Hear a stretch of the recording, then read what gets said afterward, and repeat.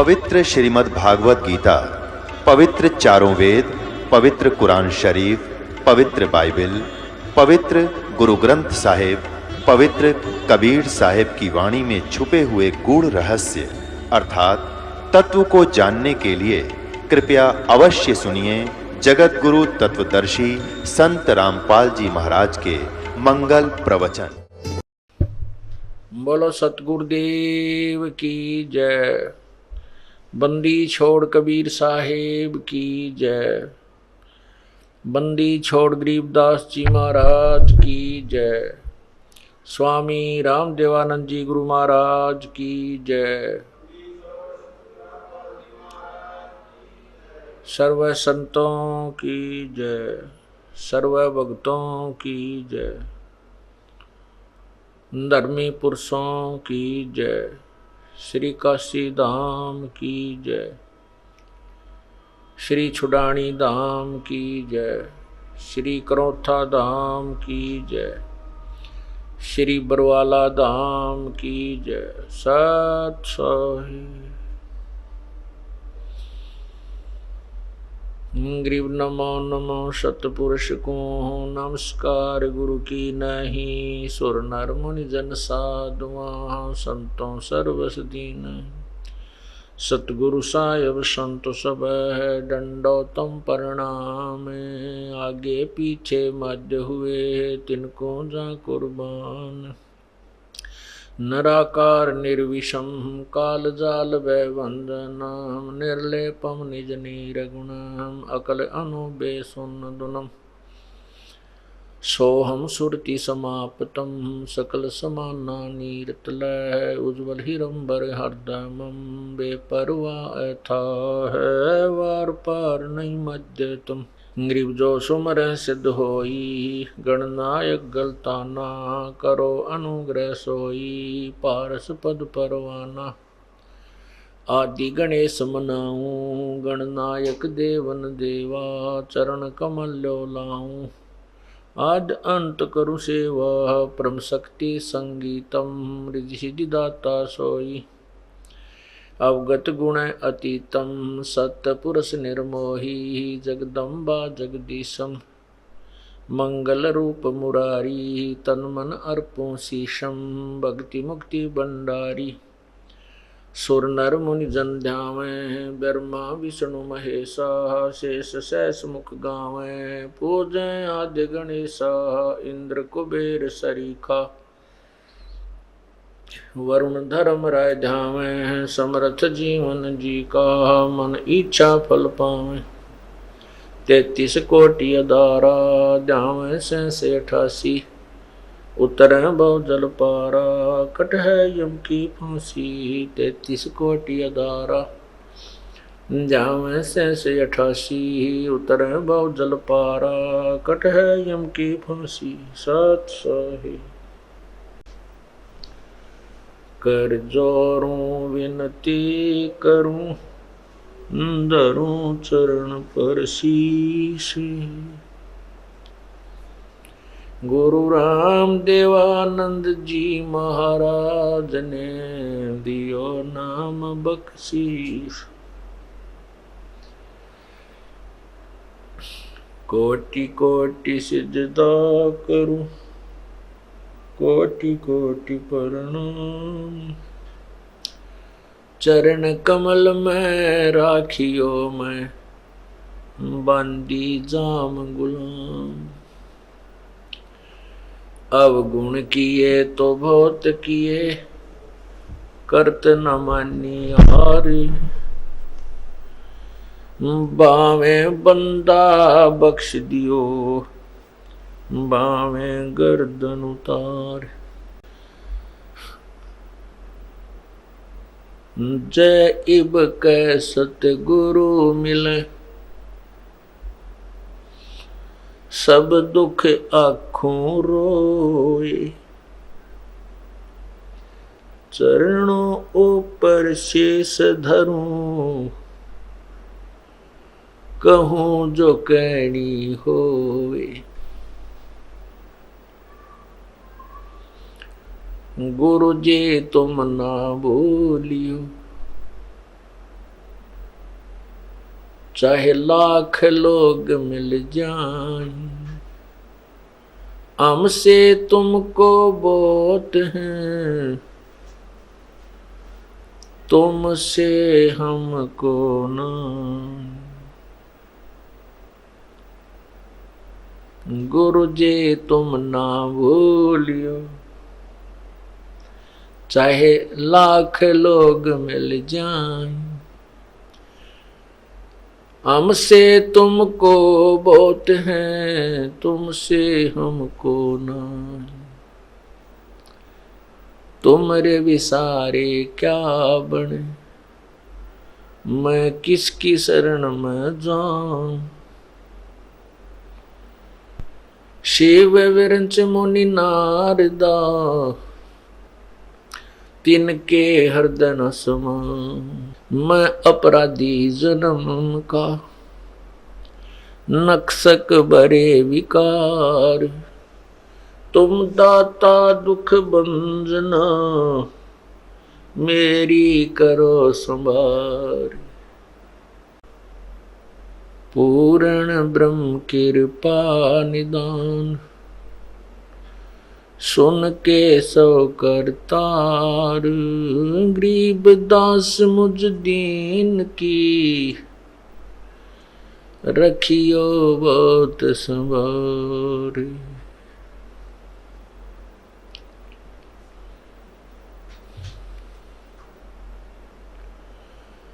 राम नाम रटते रहो, जब तक घट में प्राण। कब हो तो दीन दयाल के, बिनक पड़ेगी काम। लूट सको तो लूटियो, राम नाम के लूट। पीछे फिर पछताओगे, प्राण जहांगे छूटे। नहीं भरोसा देही का, विनस जावे छिन माही। श्वास उश्वास में नाम जपो, और यतन कछु नाही। श्वास उश्वास में नाम जपो, व्यर्था श्वास मत खो। ना जाने इस श्वास को, आवण ओक न हो। कभी वो पृथ्वीपति चकवे गए, जिनके चक्र चलंत। रावण सरीखे कौन गिने, ऐसे गए अनंत। पहले गए ना बावड़े, रहते भी सब जाही। बिन सायब की बंदगी, कहीं ठोर ठिकाना नहीं। जैसा मोती ओस का, ऐसी तेरी आव। गरीब दास करो बंदगी, बोर न ऐसा दाव। मानुष जन्म दुर्लभ है, ये मिले न बारंबार। तरवर से पत्ता टूट गिरे, वो बोर न लगता डर।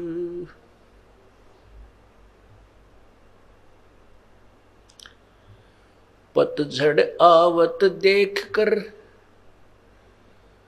बन रोवे मन माही।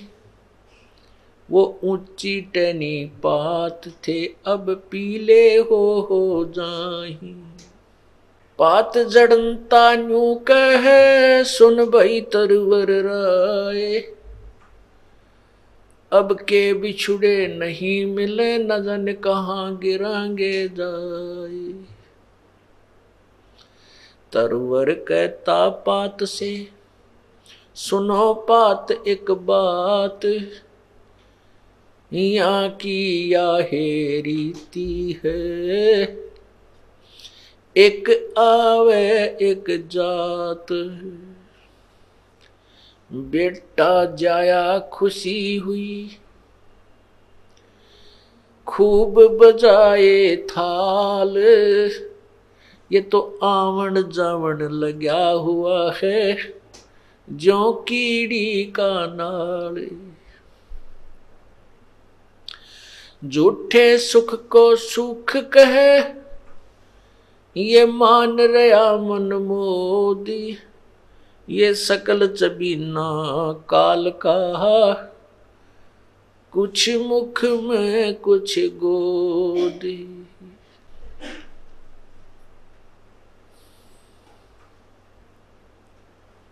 परमपिता परमात्मा बंदी छोड़ सारी सृष्टि के रचनहार कुल मालिक कबीर देव, कबीर परमेश्वर, कबीर साहब, हम काल जाल में फंसी हुई अपनी आत्माओं को अपने निज घर की खबर, जानकारी, उस सतलोक का ज्ञान स्वयं ही बताने के लिए आते हैं। हमने अपने पैर पर स्वयं ही कवाड़ा मारा था, अपने पैर को आप ही काटा था, अपने परमपिता से हम दूर हुए थे। इस काल की इस नाटकबाजी को, ड्रामाबाजी को जो ये तप कर रहा था वहाँ पर सतलोक में, उसको देख करके हम इस पर आसक्त हुए थे। अपने परमात्मा से हमारी श्रद्धा हट गई थी, इसके अंदर हमारी आसक्ता बढ़ गई थी, हम अपने पतिव्रता धर्म से गिर गए थे। और जब पतिव्रता धर्म से गिर जाते हैं आत्मा, उसका कहीं ठिकाना नहीं होता। हम अपने परमपिता से आस्था हटा करके इस काल भगवान ज्योति निरंजन ब्रह्म के ऊपर आसक्त हुए और उस जरा सी भूल की आज हम कितनी यातनाएं सह रहे हैं, कितना कष्ट उठा रहे हैं।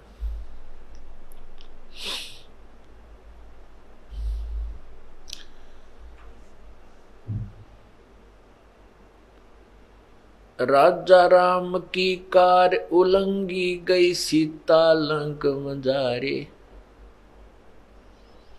10 मस्तक रावण के काटे, विवेक सुन को राज दिया रे।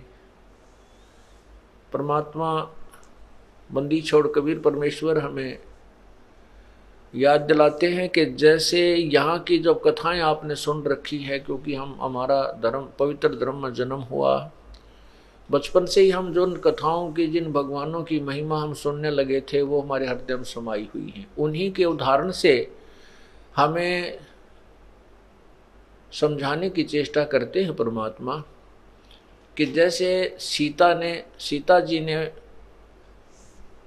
जो लक्ष्मण जी ने कार लगाई थी कि इस रेखा के बाहर मत आना, इस रेखा से बाहर मत जाना, सीता जी को कहा था जब तक हम वापस नहीं आए तब तक आप इस रेखा से बाहर नहीं आना।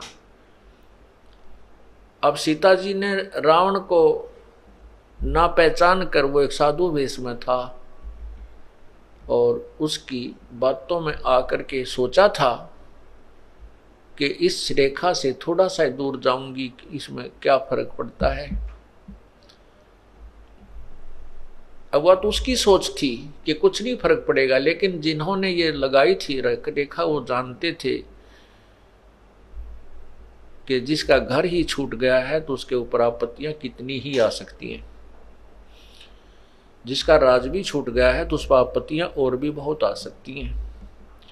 लेकिन सीता जी ने उनकी बातों के, उनके वचनों का उल्लंघन किया, परवाह नहीं की और उसके प्रतिफल में कितना कष्ट उठाया।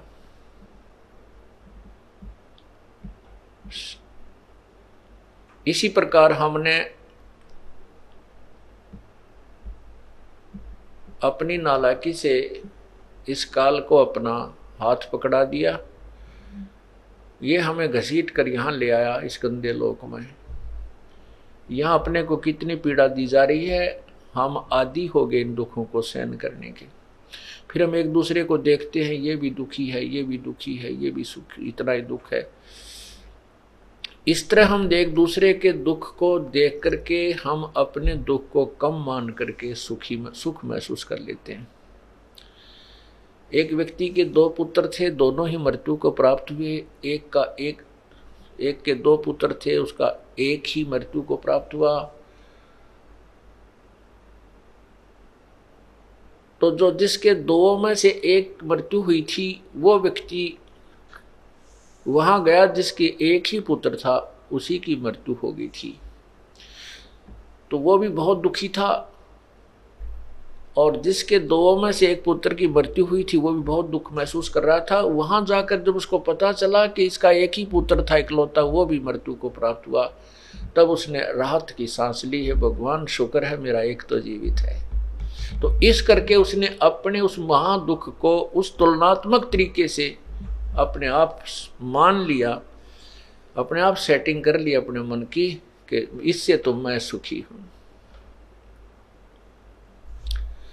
हम इस प्रकार यहाँ इस घोर कष्ट को सहन करते हुए भी अपने इन दुखों को यही मान लेते हैं कि इससे तो मैं सुखी हूं।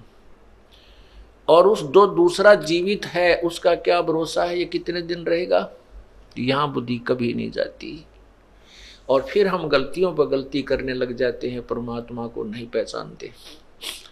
ये सारी कथाएं सुना करके आपको परमात्मा की तरफ डाइवर्ट किया जाता है, आपके मन की दिशा परमात्मा की तरफ लगाई जाती है, जो कि हमने जो दूसरी दिशा में लगा रखी है। इसलिए ये कथाएं सुनाई जाती हैं, सत्संग सुनाए जाते हैं। इस काल ने हमारे को कितनी पीड़ा दे रखी है।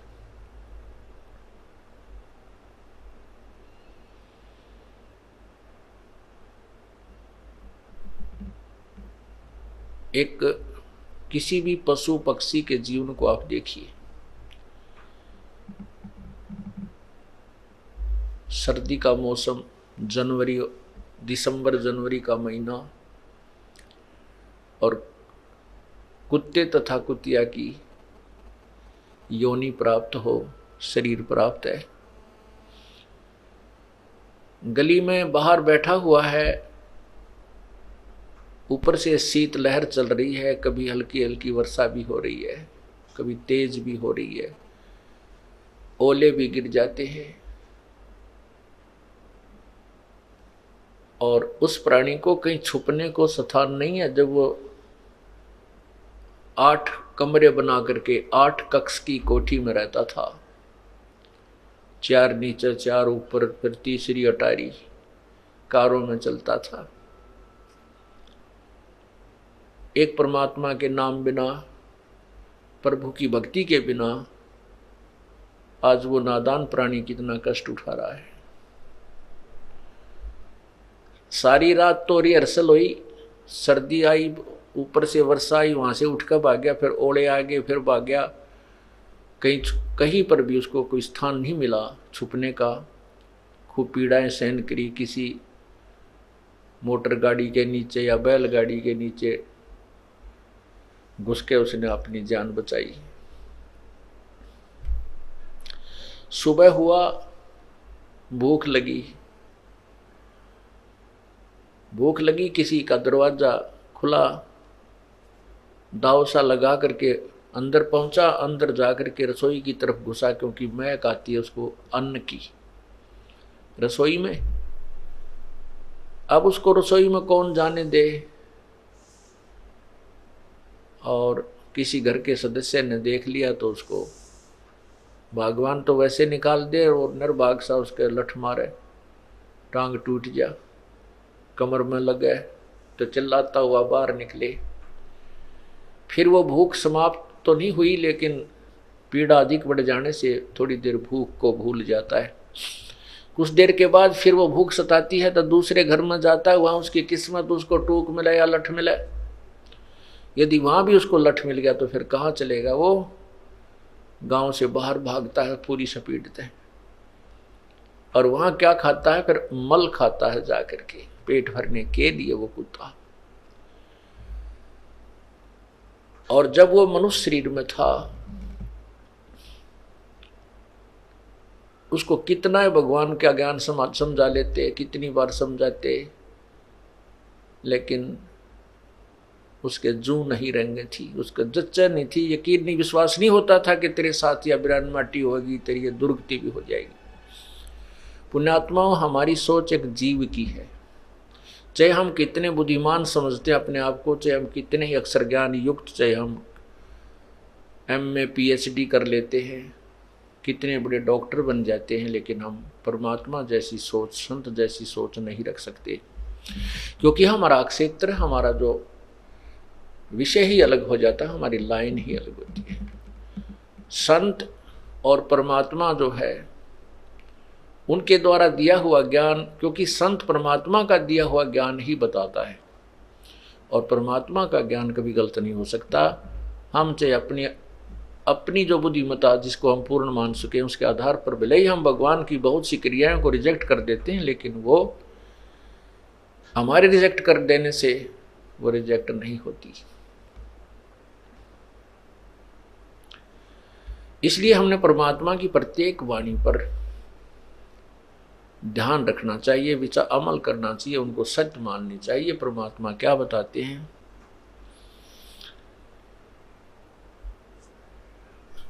आगे गए न बावड़े, जो पहले जा चुके कहते हैं वो वापस तुम्हारे घर में नहीं आए हैं।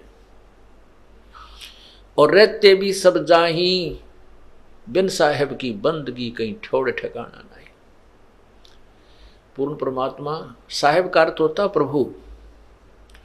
ये भाषा भिन्न होने से कोई गॉड कहता है, कोई रब कहता है, कोई अल्लाह कहता है, कोई हम साहेब परमेश्वर राम कह देते हैं। तो सही मायनों में राम कौन है, क्योंकि हम जिस राम की तरफ संकेत करते हैं, हम जिस अल्लाह की तरफ संकेत करते हैं, गॉड की तरफ संकेत करते हैं, वो कबीर गॉड है, वो कबीर साहब है, कबीर परमेश्वर है, वो अल्लाह कबीर है, अल्लाह अकबर है। और ये कबीर अल्लाह वही है जो काशी में 120 वर्ष तक एक जुलाहे की भूमिका तथा एक महान कवि की भूमिका करके सहस्री राय थे, सहस्री चले गए। अब राम की परिभाषा, डेफिनेशन ऑफ गॉड भी हमें आज तक किसी संत ने नहीं बताई। किसी संत का मीन जो हम जिन संतों से परिचित थे। वैसे तो जिन महापुरुषों ने परमात्मा के साक्षात्कार हुआ, भगवान के दर्शन हुए हैं, उन्होंने तो वही यथार्थ ज्ञान दिया है जो प्रभु ने स्वयं बताया था। उन संतों को छोड़कर जिन्होंने परमात्मा का साक्षात्कार हुआ है और स्वयं परमात्मा प्रभु ने आकर के, साहेब ने आकर जो ज्ञान दिया, उसके अतिरिक्त अन्य ऋषियों, महर्षियों और संतों को तो परमात्मा की परिभाषा का भी ज्ञान नहीं था। इसी कारण से हम राम कहते हैं। जैसे आपको कथा सुनी थी कि पीपा जी एक राजा था, वो फिर संत बन गया। एक शहर में गया हुआ था, वहाँ एक मुसलमान तेलन थी। उसको साधु, उस पीपा जी ने कहा कि बेबे राम बोल, राम राम। तो वो कहने लगी, तो कौन से धर्म का है तो तेरा क्या इसम, क्यों बोलूँ मैं राम? राम तो मरने के बाद बोलते हैं, हमारा कोई मर थोड़ा ही रहा है। तू बोल राम, तू बोल राम, तू बोल ले। कहने का भाव यह है कि उसको राम बोलना ही पाप बता रखा था कि राम तो कहना है नहीं, ये तो हिंदू कहा करते हैं।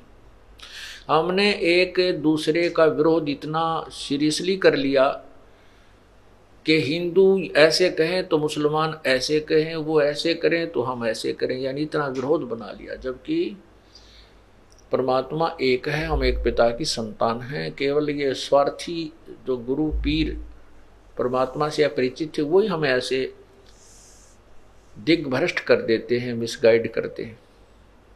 उसी आधार पर उस मालन ने संत जी से कहा कि तू बोल राम, तुम्हारा मर गया होगा कोई, हमारे कोई मरा थोड़ा ही है। तब पीपा जी ने कहा था कि तेरा मरियो खसम, चल तेरा पति मर जाएगा, तू फिर तो बोल लेना राम राम। तेलन जो अपने घर गई तो वहां देखा तो तेली अपने बैल के लिए चारा रोड़ा था, चारा ठीक कर रहा था, उसमें से मिट्टी माटी निकाल कर नो साफ करने लग रहा था। उसके देखते देखते मर गया वो। फिर वो लागी रोन बुरी तरह, लाओ किताब बोलो राम। तब पीपा जी कहने लगे, ले माई अब बोल भगवान का नाम। अब तो बोलेगी ना कि परमात्मा का नाम तो ले ले कुछ थोड़ी बहुत देर, यही कारण सही। तब उसके पैर पकड़े, पीपा जी मुझे माफ करो। तब उसने कहा, नालायक, भगवान एक है, हमने दो बना लिए। उसी समय तेली को जीवित कर दिया। उसके बाद उस तेली परिवार ने वो रूढ़िवादिता त्याग दी और सत्य भक्ति स्वीकार की। तो हमने भाषाहीन होने से कोई राम कहता है, कोई अल्लाह कहता है, कोई बात नहीं। भाषाहीन होने से कोई दिक्कत नहीं, राम कहो चाहे अल्लाह को, गॉड कहो, रब कहो, खुदा कहो। तो वो कौन है, उसकी परिभाषा क्या है? प्रभु की जो परिभाषा है, सबसे पहले तो ये कि जैसे जिस भी प्रभु में जितनी शक्ति है वो उतना ही स्वामी है, उतना ही मालिक है। जिस प्रकार एक जिले के अंदर डिप्टी कमिश्नर होते हैं, वो भी साहब हैं, वो भी मालिक हैं अपने एक डिस्ट्रिक्ट के। फिर कमिश्नर भी साहब है, वो 4-5 डिस्ट्रिक्ट्स के ऊपर होता है, जिलों पर। फिर मंत्री साहब होता है, वो एक विभाग में मालिक है। फिर मुख्यमंत्री साहब होता है, वो एक स्टेट प्रांत में मंत्री साहब होता है, वो भी मालिक होता है। साहब मीन प्रभु, स्वामी। राम उसको अल्लाह कहो चाहे स्वामी कहो। और प्रधानमंत्री बहुत से राज्यों पर, बहुत से स्टेट्स के ऊपर मालिक होता है। और राष्ट्रपति पूरे राष्ट्र पे जो है ओवरऑल कंट्रोलर होता है, तो वो भी साहब है। राष्ट्रपति साहब, प्रधानमंत्री साहब। तो अब हम जैसे यहाँ ब्रह्म बोला जाता है, वैसे ब्रह्म का अर्थ भगवान होता है, ब्रह्म कहो। अब यहाँ जैसे कोई भी किसी ऑफिस में काम करते हैं, जैसे हम ऑफिस में काम करते थे, दास जेई लगा हुआ था, तो एक्शन ऑफिस में जाते थे तो वहाँ के क्लर्क लोग यही बोलते थे कि साहब का ऐसा आदेश है, साहब ने ऐसा कहा। तो बार बार नहीं कहते थे एक्शन साहब, उनका अंडरस्टूड साहब था। वहाँ सुनने वाले को भी अंडरस्टूड था, बोलने वाले को भी अंडरस्टूड था कि साहब कौन है। तो उस डिवीज़न का वो साहब अंडरस्टूड था। तो इसी प्रकार जैसे यहाँ इस 21 ब्रह्मांड में जो राम बोला जाता है, ब्रह्म बोला जाता है, तो यहाँ जब हम ब्रह्म बोलते हैं, अपने परमात्मा की वाणी में ब्रह्म शब्द आता है, गीता जी में ब्रह्म शब्द है, तो ब्रह्म का अर्थ है 21 ब्रह्मांड का मालिक, जो राम यानी ज्योति निरंजन, ये काल, इसको ब्रह्म, ये भी भगवान है, ईश है। लेकिन परब्रह्म क्यों कहा गया कि इससे नेक्स्ट जो परमात्मा है वो भी नेक्स्ट ब्रह्म, नेक्स्ट भगवान, अगला भगवान। और पूर्ण ब्रह्म इसलिए कहा गया क्योंकि ब्रह्म भी बहुत हैं, परब्रह्म भी बहुत हैं, उसके अंतर्गत बहुत से लोग हैं, इसलिए पूर्ण ब्रह्म बोला गया। पूर्ण भगवान, पूर्ण परमात्मा, कंप्लीट गॉड, ऑलमाइटी गॉड, यानी वो भी राम है और वो सबके ऊपर परमात्मा। इसलिए ब्रह्म, परब्रह्म, ब्रह्म माने भी भगवान होता है। जैसे ईश बोलते, ईश माने स्वामी। जैसे नरेश, नर जमा में ईश, नरेश राजा को कहते हैं, आदमियों का स्वामी, आदमियों में का मालिक, नरेश। जैसे मृगेश बोलते हैं, मृगेश का अर्थ होता शेर, जो जंगली चौपाए जानवरों का में मालिक, उनका प्रधान, उनका स्वामी। ऐसे ही ईश माने स्वामी, नर जमा में ईश नरेश, ऐसे ही ईश का अर्थ होता स्वामी।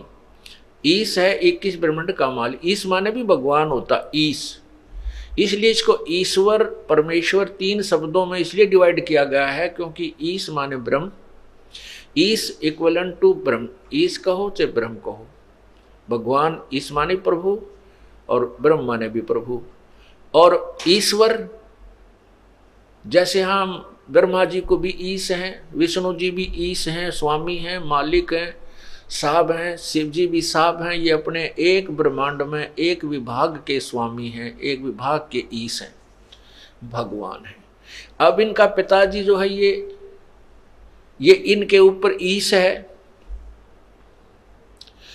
इनके ऊपर स्वामी है। तो इस ब्रह्मांड में जो ईश है ब्रह्म है, ये ब्रह्म है, काल ब्रह्म है, ज्योति निरंजन है, इसको हम ईश मानकर चलते हैं। और इससे बड़ा जो है जो ईश्वर, ईश्वर माने जो भगवानों में श्रेष्ठ, और परमेश्वर जो ईश्वर, ईश माने स्वामी, वर माने श्रेष्ठ, यानी भगवानों में श्रेष्ठ, और सब भगवानों में श्रेष्ठ से का भी श्रेष्ठ, परम श्रेष्ठ। वर माने पति भी होता है, ईश्वर वर वधु, तो ईश्वर का अर्थ है उस स्वामी का भी, उस ईश का भी पति मालिक ईश्वर। और परमेश्वर, परमेश्वर उस ईश्वर का भी परम वर, उस ईश्वर से भी परम श्रेष्ठ परमेश्वर कहलाता है। ईश ब्रह्म, ईश्वर पर ब्रह्म, और परमेश्वर पूर्ण ब्रह्म, परम अक्षर ब्रह्म। इस प्रकार हमने ये प्रभु की जो डेफिनेशन है ऐसे समझना है। ये तो केवल एक नाम को क्लैरिफाई किया है कि परमात्मा हम किसको मानते हैं। जैसे हम विष्णु भगवान के अवतार श्री कृष्ण श्री रामचंद्र जी को भी राम बोलते थे, भगवान कहते हैं। ये भी स्वामी है, जितना क्षेत्र इनका विभाग है, जितनी इनकी पावर है, इतने राम हैं ये, इनको नकारा नहीं जा सकता। जैसे एक विभाग होता है, उसमें जिस भी अधिकारी कर्मचारी का जितना कार्य क्षेत्र है, जितनी उनकी पावर है, उतने वो साहब होते हैं और उतने वो आदरणीय होते हैं। हमने केवल ज्ञान, हम आपको केवल ज्ञान समझा रहे हैं, ये नहीं कह रहे कि ये रिजेक्टेड है, इनसे हमारा कोई लेना देना नहीं। जब तक हम इस काल के देश में हैं, हम इन भगवानों के अधीन हैं। हमने इनके प्रत्येक मर्यादा का पालन करना है, इनके नियमों के अंतर्गत रहना है, नहीं तो हम दोषी बन जाते हैं। जैसे हम विदेश में गए हों तो उस देश के कानून में हमें रहना पड़ेगा, चाहे हम कहीं वापस आना चाहेंगे तभी आ सकेंगे जब उनकी सब मर्यादाओं में रहते हुए अपना धनी होंगे, वापस आने जोगा ब्योंत कर लेंगे। यदि हम वहाँ दोष कर देंगे तो हमारा वहाँ फिर सजा हो जाएगी। इसलिए हमने इनके यहाँ के जो नियम हैं इनको भी पालन करना है और इन भगवानों का सत्कार करना है, लेकिन पूजा केवल अपने ही परमात्मा पूर्ण ब्रह्म की करनी है। जैसे किसी भी ऑफिस में आप जाइए, चाहे भले ही आप किसी मंत्री मुख्यमंत्री के भी व्यक्ति हो, फिर भी आपको वहाँ के कर्मचारी अधिकारियों को सत्कार ही कर देना होता है शिष्टाचार के नाते, नहीं तो वो उल्हाना देंगे कि आपका व्यक्ति आया था और हमारे साथ बदतमीजी की, तो वो साहब वो मंत्री और मुख्यमंत्री भी आपसे रुष्ट हो जाएगा कि तो भाई ऐसा नहीं। तो इस प्रकार हमने कहने का भाव यह है कि हम प्रत्येक मर्यादा को निभाते हुए भक्त बनेंगे और परमात्मा पाएंगे। अब जो प्रसंग चल रहा है, हम इस काल भगवान के जाल में फंस गए और अभी तक हमें इस काल ने इतना ज्ञानहीन बना दिया कि हमें ये भी नहीं मालूम कौन राम है, हम किसकी पूजा कर रहे हैं, अब जैसे मुसलमान भाई कहते हैं परमात्मा अव्यक्त है, अल्लाह निराकार है, मतलब वो अदृश्य है, उसका नाम क्या है? नाम कोई नहीं। स्थान क्या है? कि सातवें आसमान पर अल्लाह रहता है। तो इससे एक तो बात ये सिद्ध होगी परमात्मा साकार है, क्योंकि वो एक देशी है, एक स्थान पर रहता है। दूसरा, उनको ये नहीं मालूम कि उसका नाम क्या है। वो अल्लाहु अकबर भी करते हैं, लेकिन अल्लाहु अकबर है कौन? अल्लाह अकबर, अल्लाह कबीर। जैसे भाषा होती है, इसमें कबीर को अकबीर, जैसे अपनी संत भाषा में क्या बोलते हैं? स्थान को अस्थान, स्थिर को अस्थिर, ऐसे एक एक्स्ट्रा ए लग जाता है। जैसे कबीर को अकबीर, अल्लाह को अल्लाहू भी बोल देते, अल्लाहू, अल्लाहू कबीर अकबर। तो अल्लाहू अकबर कहने लगे, अकबर, अकबर का अर्थ भी कबीर है। तो इस प्रकार वो अल्लाह कबीर, ये अल्लाह का अर्थ भगवान कहते हैं, कबीर का अर्थ बड़ा कर देते हैं, बड़ा भगवान। अब वो बड़ा भगवान कौन है उसको डिफाइन कर दिया आपको कि वो बड़ा भगवान कौन है। क्योंकि पवित्र कुरान शरीफ सूरत फुरकानी 25 आयत 52 से 59 में स्पष्ट किया है कि जो कुरान शरीफ का ज्ञान दे रहा है उसको मुसलमान धर्म अल्लाह मानते हैं। जिस भगवान ने, जिस अल्लाह ने, जिस गॉड ने कुरान शरीफ का ज्ञान दिया है उसको मुसलमान धर्म के भाई जो हैं वो कंप्लीट गॉड मानते हैं कि ये परमात्मा हमारा है। और वो कहता है कि हे पैगंबर अर्थात हजरत मोहम्मद, वो कबीर नामक जो परमात्मा बड़ा भगवान है उसको ये काफिर परमात्मा नहीं मानते, अल्लाह नहीं मानते, तो इनकी बातों में मत आना, इन काफिरों का कहा मत मानना। उसके लिए तू संघर्ष करना, और मैं जो तुझे ज्ञान दे रहा हूं इस कुरान शरीफ में, इस ज्ञान के ऊपर तू दृढ़ रहना। जिहाद का अर्थ लड़ाई नहीं कहा, संघर्ष करना, चाहे ये कितना ही तुझे कष्ट दें, चाहे गलत बोलें, आप इनकी बातों से डगमग मत होना। और ये परमात्मा वही है जिसने सारी सृष्टि रची, जमीन और आसमान के बीच में जो भी कंस्ट्रक्शन है उसी अल्लाह ने की है। कोई जो गीता ज्ञान दाता किसी और, कुरान शरीफ का ज्ञान दाता किसी और अल्लाह भगवान के बारे में बता रहा है जो कबीर भगवान है। और उसने सारी सृष्टि, उसने सारी रचनाएं की है। और वो जिंदा, जो जिंदा महात्मा के रूप में प्रकट होता है। और हजरत मोहम्मद जी को भी परमात्मा पूर्ण ब्रह्म कबीर देव कल अल्लाहु अकबर आकर मिले थे जिंदा महात्मा के रूप में। तो उसी के लिए 52 आयत नंबर 58 में कहा है कि वो जिंदा कभी मरने, वो उस जिंदा, जो जिंदा तुझे मिला, जिंदा के रूप में मिला, और वो पूर्ण परमात्मा है। वो अल्लाह बड़ा लिख दिया, अल्लाह कबीर को अल्लाह बड़ा लिख दिया, वो अल्लाह कबीर है, वो अल्लाह बड़ा कर लिख दिया उन्होंने अनुवाद में। बाकी मूल जो भाषा है वो सही बता रही है।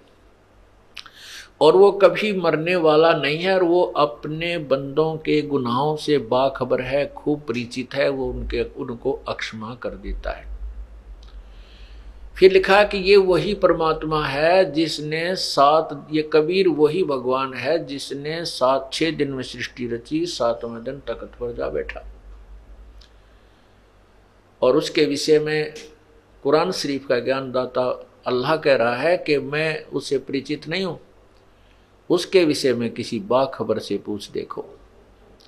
इससे ये सिद्ध हुआ कि जिसको हजरत मोहम्मद जी अपना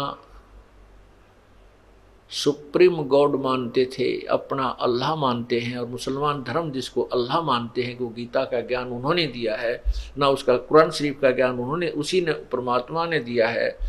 और वो कहता है कि उस पूर्ण परमात्मा के बारे में जिसने 6 दिन में सृष्टि थी, 7वें दिन तख्त पर जा बैठा, और जिसने आसमान और जमीन के बीच में जो कंस्ट्रक्शन सारी की, वो अल्लाह कबीर है, वो अल्लाह बड़ा है, उसके विषय में किसी बाखबर से पूछ देखो। हम अल्लाह यहाँ कबीर ना मान करके उन्हीं की अनुवादित की हुई कुरान शरीफ को मानकर चलें कि वो अल्लाह बड़ा है, तो गीता ज्ञान कुरान शरीफ के ज्ञान दाता से कोई और अल्लाह है जिसके बारे में कुरान शरीफ के ज्ञान देने वाला अल्लाह अपरिचित है।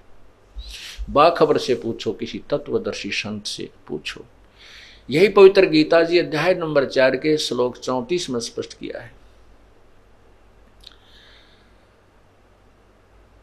कि उस तत्व ज्ञान को जो गीता अध्याय नंबर 4 के श्लोक 32 में स्पष्ट किया है कि उस पूर्ण परमात्मा ने अपने मुख्य ज्ञान में अपने ही मुखारविंद से पूर्ण परमात्मा भक्ति के बारे में बहुत से विवरण दिए, यानी तत्व ज्ञान में बहुत सा विवेचन दिया हुआ है। उसके बारे में, उस तत्व ज्ञान के बारे में किसी तत्वदर्शी संतों से पूछो, उनको दंडवत प्रणाम करो और कपट छोड़कर उनसे प्रसन्न करो। फिर वो तत्वदर्शी संत तुम्हें उस परम पिता के विषय में ज्ञान देंगे। फिर वैसे करना जैसी होगी।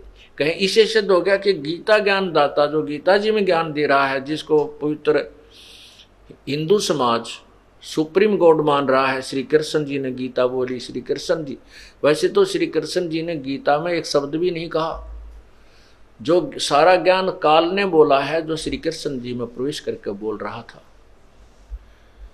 फिर भी हम ये सोचकर माने कि कृष्ण जी ने ही बोली थी, तो श्री कृष्ण जी तो कह रहा है कि वो कोई और परमात्मा है।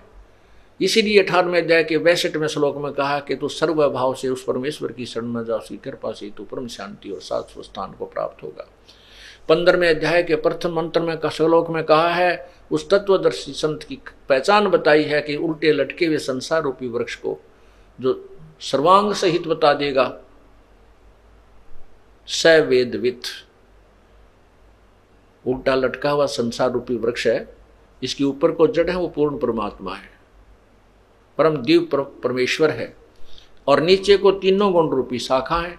और जो इनको सभी अंग बताएगा, तना कौन रूप भगवान है, डार कौन है, पत्ते कौन है, स वेदवित, वो तत्वदर्शी संत है, वह वेद के तात्पर्य से पूर्ण परिचित है। तो परमात्मा ने स्वयं आकर के वो बताया था, अक्षर पुरुष एक पेड़ है, निरंजन वा की डार, तीनों देवा शाखा है, ये पात रूप संसार। जैसे तना जमीन से बाहर दृष्टि गोचर है, तना तो अक्षर पुरुष अर्थात परब्रह्म है। तने से आगे चल के एक डार मोटी निकलती है, बहुत सी डारें निकलती हैं, उनमें से एक डार मोटी, उसको ब्रह्म क्षर पुरुष समझो। और उस डार के आगे 3 शाखा हैं, रजगुण ब्रह्मा, सतगुण विष्णु, तमगुण शिव जी। और आगे जो पातरूप संसार, आगे और जो पत्ते हैं वो हम लटके हुए हैं। तो जो मूल है, जड़ है उस पूर्ण परमात्मा की, वो पूर्ण ब्रह्म है, जिससे सारे पौधे को, पूरे वृक्ष को आहार प्राप्त होता है।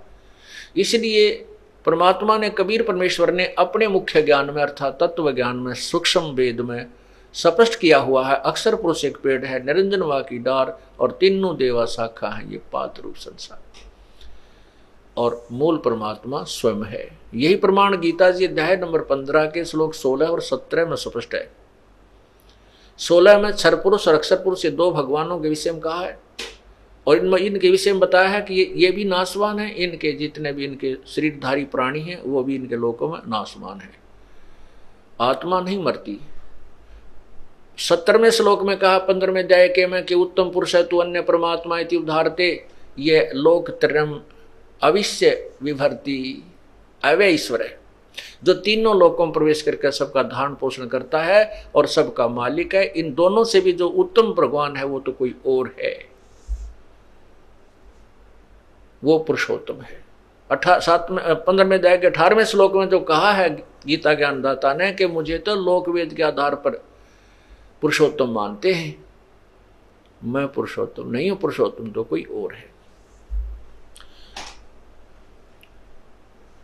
तो कहने का भाव यह है कि पुण्यात्माओं, ये नहीं कहा जा सकता कि वेद और गीता और पुराण कुरान ये झूठे हैं? नहीं,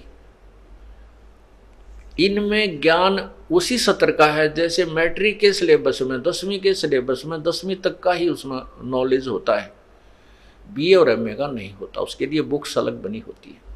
सिर्फ इतनी सी बात है कि हम पहले जो पढ़ाई पढ़ रहे हैं वो तो पढ़ चुके, अब आगे पढ़ना है, अपने नेक्स्ट क्लासेज में होना है। ये जो पढ़ाई आप पढ़ रहे हो अर्थात जो साधनाएं आप करते रहे अभी तक कर रहे हो, ये तो जन्म और मृत्यु 84 लाख योनियों में एक बहुत लंबा प्रोसीजर बना रहेगा। इससे आगे की पढ़ाई है कि कभी मृत्यु नहीं होगी, उस स्थान पर चले जाएंगे। 18वें अध्याय के जो 62वें श्लोक में कहा है कि तू उस परमेश्वर की शरण में जा, उसकी सर्वभाव से यानी पूर्ण रूप से समर्पण हो उस परम पिता के ऊपर, फिर अग्रम मग्रम नहीं रहे कि और देवता अन्य पूजाएं नहीं रहनी चाहिए। उस परमात्मा की शरण में सर्वभाव से जा, उसकी कृपा से तो परम शांति और शाश्वत स्थान यानी सत्यलोक, शाश्वत में सदा रहने वाला जो कभी एंड ना हो, नष्ट ना हो, उसको प्राप्त होगा।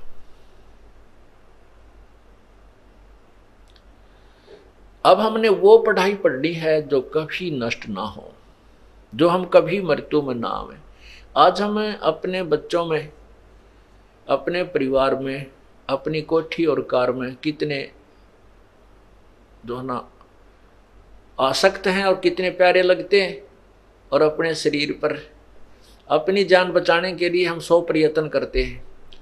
बीमारी हो जाती है, अच्छे डॉक्टर से दिखाते हैं, चाहे लाखों रुपए लग जाएं, चाहे ज़मीन भी बेचनी पड़ जाए, चाहे घर भी बेचना पड़ जाए, जीवन की रक्षा करने की चेष्टा करते हैं।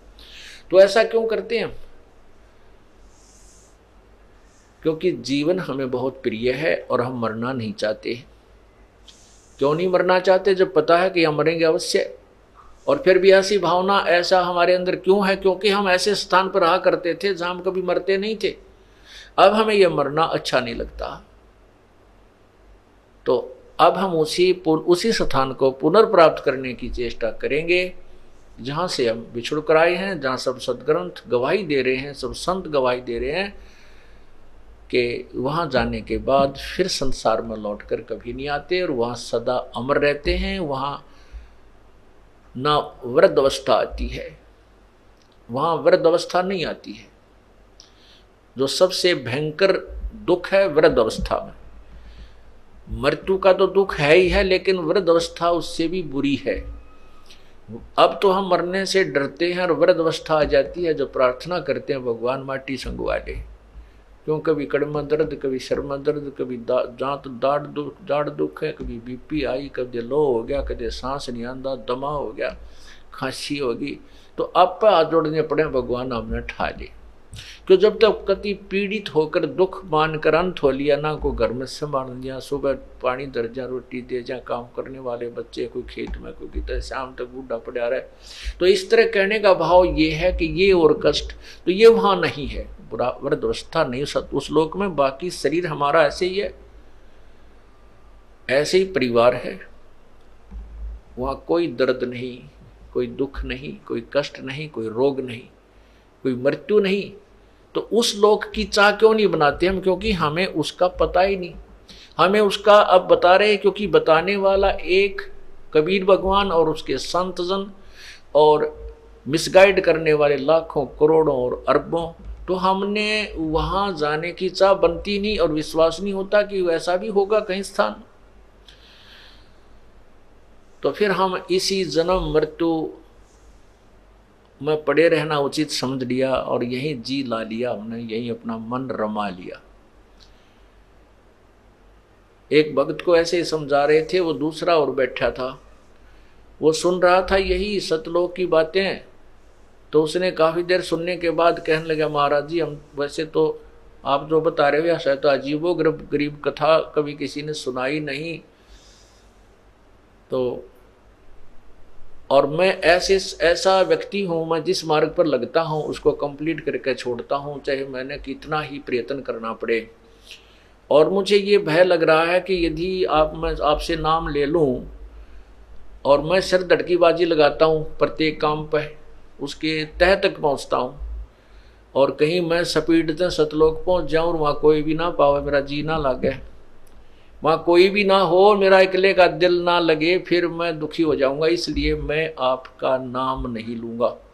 इस ज्ञान, इस मार्ग को मैं स्वीकार नहीं करना चाहता।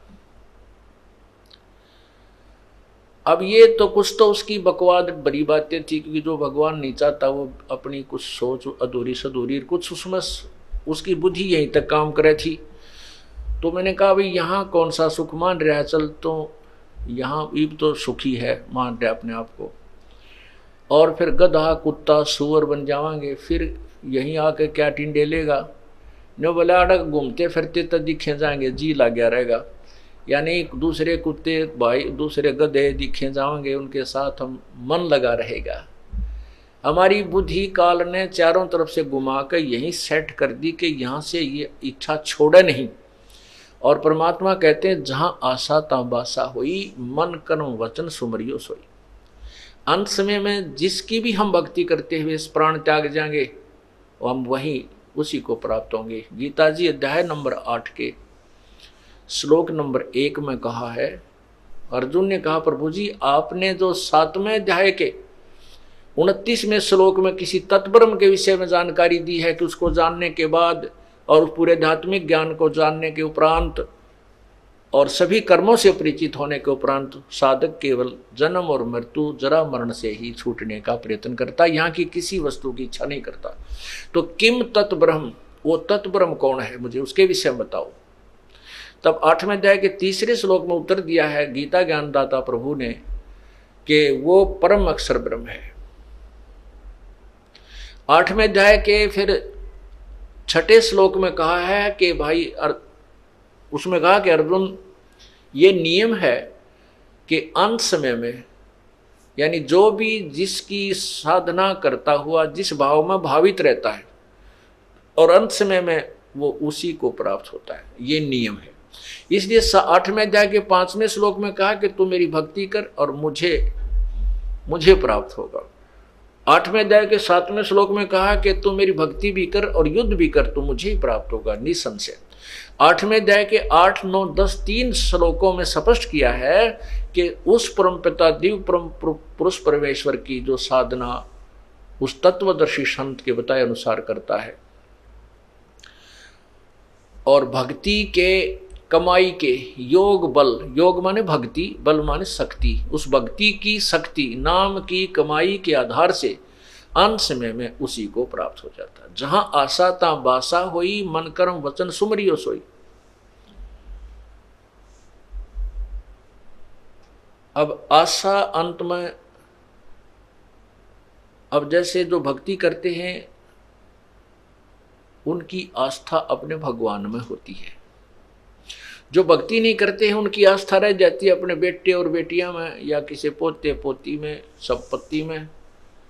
तो वो वही जन्म पुनर्धारण कर लेते हैं, उनकी वही जन्म हो जाता है, चाहे गधा बनो चाहे गधी, कुत्ता बनो चाहे कुटिया, या चाहे जो भी उसके संस्कारवश है, चाहे उड़े की चीड़ी वो क्या ना चीटी बन कर जन्म ले, वही आ जाएगा।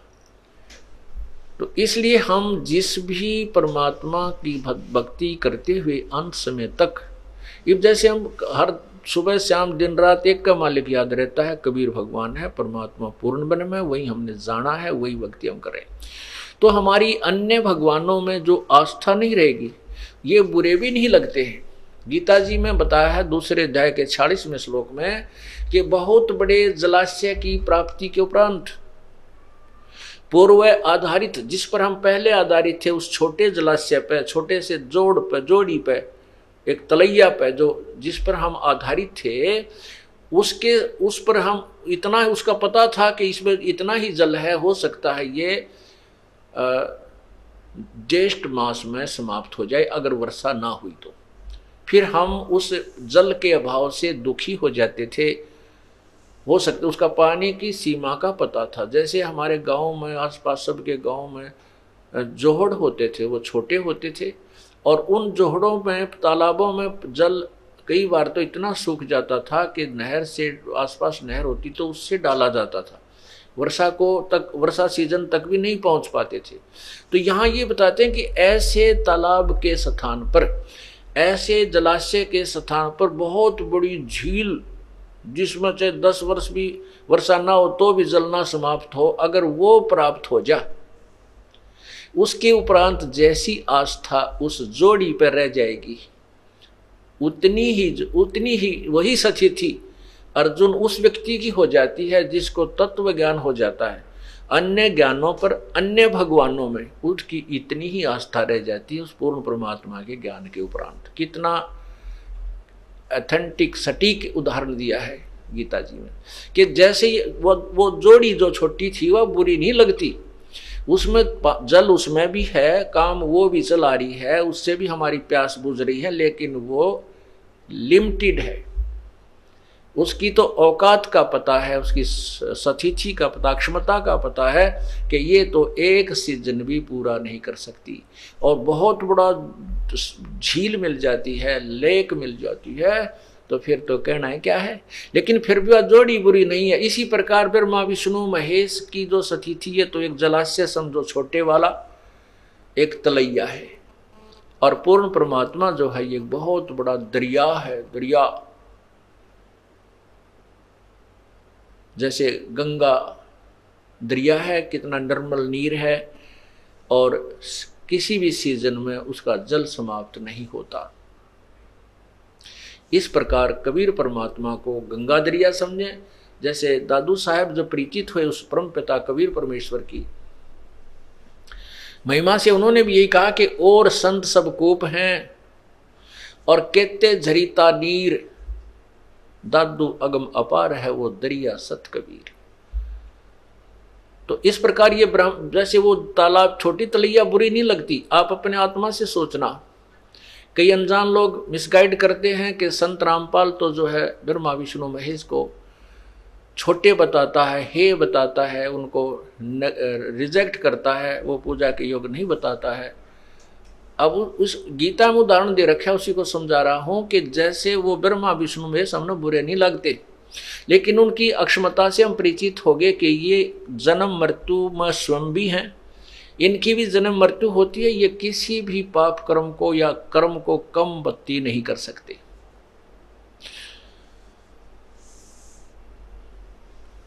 और इनकी साधना से केवल इनका लोक प्राप्त होता है,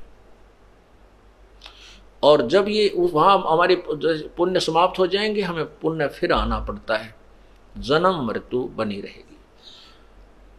अब जैसे उल्टा लटका हुआ संसार रूपी वृक्ष बताया है, इसमें तीनों देवता टहनी बताई है और शाखा बताई है। शाखा के आगे हम पत्ते रूप में लटके हुए, जैसे जड़ से आहार चलेगा, पूर्ण परमात्मा की हम पूजा करेंगे। कोई पौधा लगाते हैं, आम का पौधा अपने मिट्टी में लगा, गड्ढा बनाया, उस गड्ढे में हम सिंचाई करेंगे, जड़ की पूजा करेंगे, जड़ की, और वहाँ से आहार ऊपर चलेगा। वो आहार तने से होता हुआ, जड़ का दिया हुआ आहार तने से डार में, डार से शाखा में, शाखा ब्रह्मा विष्णु महेश है, ब्रह्मा विष्णु महेश से आगे हम हैं, तो तब हमें प्राप्त होगा।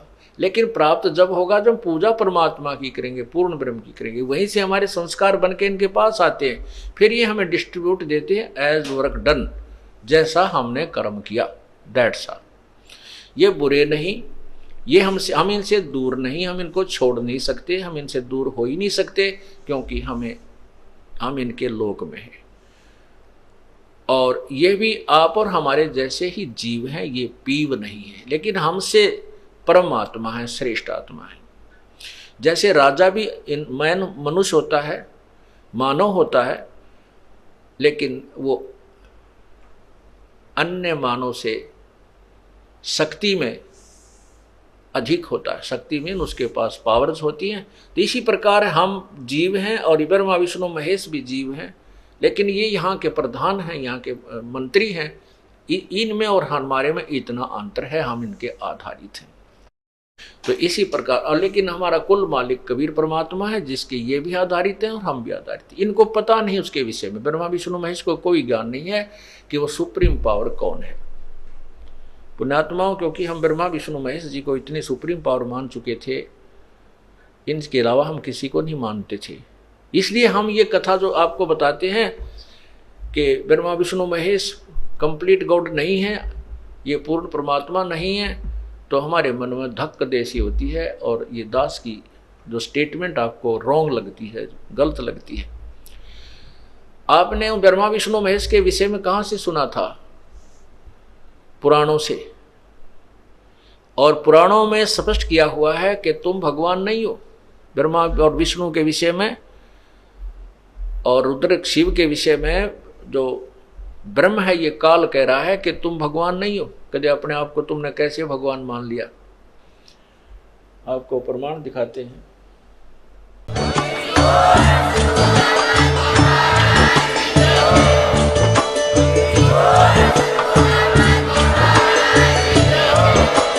आप सुन रहे थे जगत गुरु तत्वदर्शी संत रामपाल जी महाराज जी के मंगल प्रवचन। अधिक जानकारी के लिए विजिट कीजिए हमारी वेबसाइट www.jagatgururampalji.org। संत रामपाल जी महाराज जी के शुभ आशीर्वाद से पूरे विश्व भर में 500 से भी ज्यादा नाम दीक्षा केंद्र हैं, जिन पर संत रामपाल जी महाराज जी द्वारा ऑनलाइन निशुल्क नाम दीक्षा दी जा रही है। अपने नजदीकी नाम दीक्षा केंद्र का पता करने के लिए संपर्क करें 8222880541।